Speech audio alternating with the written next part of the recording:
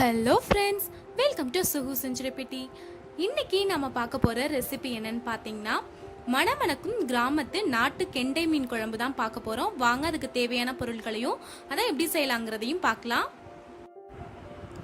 மீன் குழம்புக்கு தேவையான எல்லா பொருளும் இப்போ எடுத்து வச்சுருக்கேன். இன்னைக்கு 1 கிலோ நாட்டு கெண்டை மீன் நல்லா க்ளீன் பண்ணி எடுத்து வச்சுருக்கேன். 200 கிராம் புளி எடுத்திருக்கேன். இந்த குழம்பு 6லேருந்து 7 பேர் சாப்பிட்லாம். மாங்காய் இல்லாமல் மீன் குழம்பே கிடையாது, அதனால மாங்காய் எடுத்து வச்சுருக்கேன். 3 பச்சை மிளகாய் எடுத்திருக்கேன். 10 சின்ன வெங்காயம் பொடியாக அரிஞ்சு வச்சுருக்கேன். 3 தக்காளி, தேவையான அளவு கருவேப்பிலை, அரை மூடி தேங்காய், 1 டேபிள் ஸ்பூன் சோம்பு எடுத்திருக்கேன். 4 டேபிள் ஸ்பூன் குழம்பு மிளகாய் தூள் எடுத்திருக்கேன். தாளிக்கிறதுக்கு கறிவடகம் எடுத்திருக்கேன். தேவையான அளவு கல்லுப்பு, தேவையான அளவு எண்ணெய். மீன் குழம்புக்கு இப்போ நம்ம புளியை கரைச்சி வச்சிடலாம். தேங்காய் பெருஞ்சீரக விழுதும் அரைச்சிக்கலாம். இப்போ ஜாரில் நம்ம எடுத்து வச்சிருக்க தேங்காய் பெருஞ்சீரகத்தை சேர்த்துடலாம். இதில் கொஞ்சமாக நான் தண்ணி சேர்த்து நல்லா ஃபைன் பேஸ்ட்டாக அரைச்சிக்க போகிறேன். இப்போ ஃபைன் பேஸ்ட்டாக அரைச்சாச்சு. இது ஒரு பவுலுக்கு மாற்றிடலாம். இப்போ நான் புளியும் கரைச்சி எடுத்து வச்சுட்டேன். இப்போ நம்ம மீன் குழம்புக்கு தாளிச்சிடலாம்.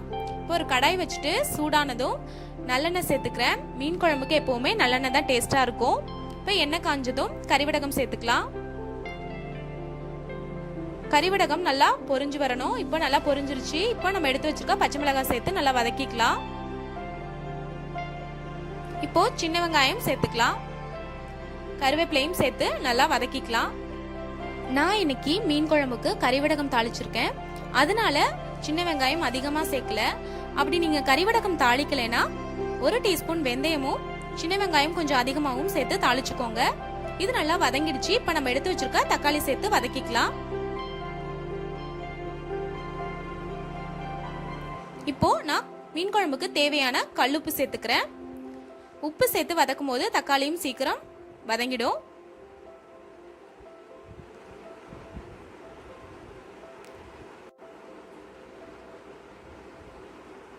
இப்போ தக்காளி நல்லா வதங்கிடுச்சு. இப்போ நம்ம எடுத்து வச்சிருக்க குழம்பு மிளகாய் தூள் சேர்த்துக்கலாம். குழம்பு மிளகாய் தூள் ரெசிபி உங்களுக்கு வேணும்னா அந்த லிங்க் டெஸ்கிரிப்ஷன் பாக்ஸில் கொடுக்குறேன், நீங்கள் அதை பார்த்துக்கோங்க. இப்போ மசாலா சேர்த்து வதக்கியாச்சு. இப்போ நம்ம அரைச்சி வச்சிருக்க தேங்காய் பெருஞ்சீரக விழுதை சேர்த்து நல்லா வதக்கிக்கலாம். இது மாதிரி நம்ம குழம்புக்கு தேங்காயும் சேர்த்து வதக்கும் போது நல்லா டேஸ்டியாகவும் வாசனையாகவும் இருக்கும். இப்போ லைட்டா அந்த மசாலாவில் தேங்காய் விழுது சேர்த்து நல்லா கலந்தாச்சு. ரொம்ப வதக்க வேண்டிய அவசியம் இல்லை. இப்போ நம்ம கரைச்சி வச்சிருக்க புளி தண்ணீர் சேர்த்துக்கலாம்.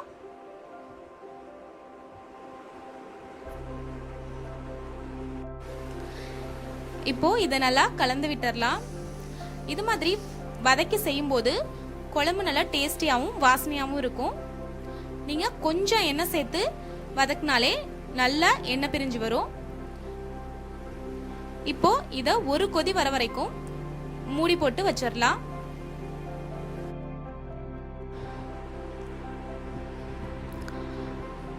இப்போ நல்லா வாசனை வருது.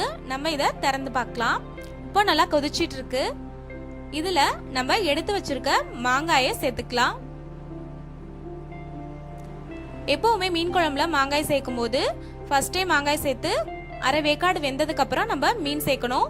அப்படி இல்லைன்னா மாங்காய் வேகிறதுக்குள்ள மீன் சீக்கிரம் வெந்து மீன் கரைஞ்சு போயிடும். இப்போ இதை நல்லா கலக்கி விட்டு ஒரு 2 நிமிஷம் மூடி வச்சிடலாம்.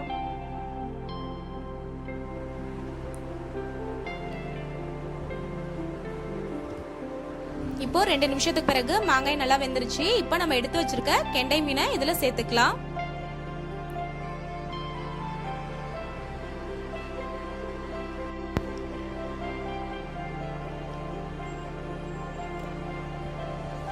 இப்போ எல்லா மீனையும் சேர்த்தாச்சு.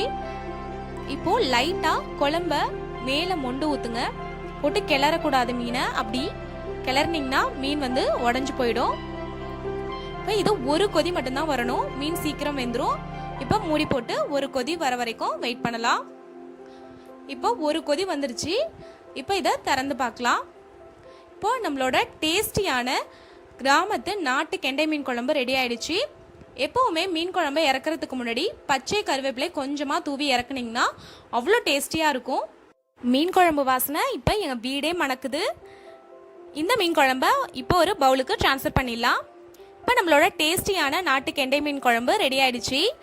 இப்போ பார்த்தீங்கன்னா நான் கொஞ்சமாக தான் நல்லெண்ணெய் சேர்த்தேன். இப்போ குழம்புல பாருங்கள் எவ்வளோ எண்ணெய் மிதக்குது. அதுக்கு காரணம் நம்ம மசாலா வந்து வதக்கிறதுனால தான். நீங்கள் அதிக எண்ணெய் சேர்க்காமலே நல்லா டேஸ்டியாக இது மாதிரி குழம்பு வைக்கலாம். இந்த நாட்டு கெண்டை மீன் குழம்பு நீங்களும் வீட்டில் செஞ்சு பார்த்துட்டு உங்களுக்கு பிடிச்சிருந்துச்சுன்னா உங்களோட ஃபீட்பேக்ஸை என்னோட கமெண்ட் பாக்ஸில் சொல்லுங்கள். என்னோட அப்கமிங் ரெசிபிஸ் நீங்கள் பார்க்கணும்னு நினச்சிங்கன்னா என்னோட சேனலை லைக் பண்ணுங்கள், ஷேர் பண்ணுங்கள், சப்ஸ்கிரைப் பண்ணுங்கள், மறந்துடாமல் பெல் ஐகானை கிளிக் பண்ணுங்கள். Eat healthy, live healthy. வாழ்க வளமுடன். தேங்க்ஸ் ஃபார் வாட்சிங்.